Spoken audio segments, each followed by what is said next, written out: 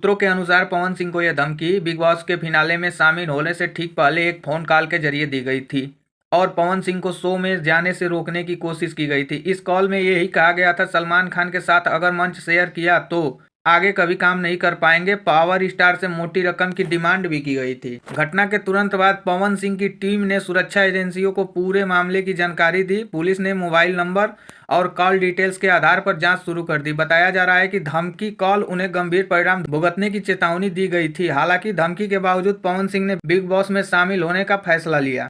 Big boss 19 के guest बनने के बाद मुसीबत में फंस गए। उन्होंने रियलिटी शो में फिनाले के होस्ट सलमान खान के साथ स्टेज शेयर किया था। ऐसा न करने के लिए पवन सिंह को कॉल आया और धमकी भी मिली। इसके बावजूद पावर स्टार ने धमकी का प्रभाव नहीं किया और सलमान खान के साथ स्क्रीन शेयर किया। अब इस मामले में नया मोड़ आ गया।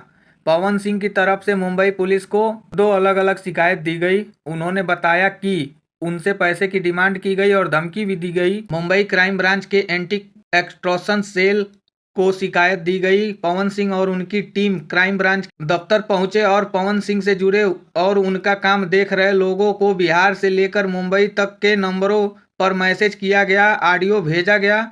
घटना के तुरंत बाद पवन सिंह की टीम ने सुरक्षा एजेंसियों को पूरे मामले की जानकारी दी। पुलिस ने मोबाइल नंबर और कॉल डिटेल के आधार पर जांच शुरू कर दी। बताया जा रहा है कि धमकी भरे कॉल में उन्हें गंभीर परिणाम भुगतने की चेतावनी भी दी गई थी। हालांकि धमकी के बावजूद भी पवन सिंह ने बिग बॉस में शामिल होने का फैसला लिया। पुलिस इस मामले में संवेदनशील मानते हुए सुरक्षा बढ़ाने के साथ साथ कॉल के सोर्स पर पता लगाने में जुट गई है।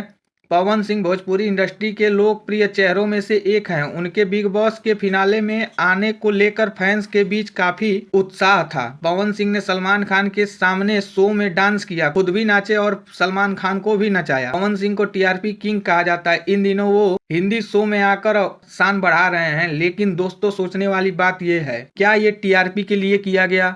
क्या उन्हें धमकी भरी कॉल मिली है? लेकिन उन्होंने जो शिकायत दर्ज की है, इसका मतलब ये हो सकता है कि उन्हें कोई कॉल मिला हो। लेकिन देखिए, अब जांच के बाद क्या पता चलता है। आप लोगों का क्या राय है कमेंट में जरूर बताएं। वीडियो में नए हैं तो चैनल को सब्सक्राइब करें, वीडियो को लाइक शेयर जरूर करें और मिलते हैं एक और जानकारी के साथ अगले वीडियो में। तब तक के लिए नमस्कार।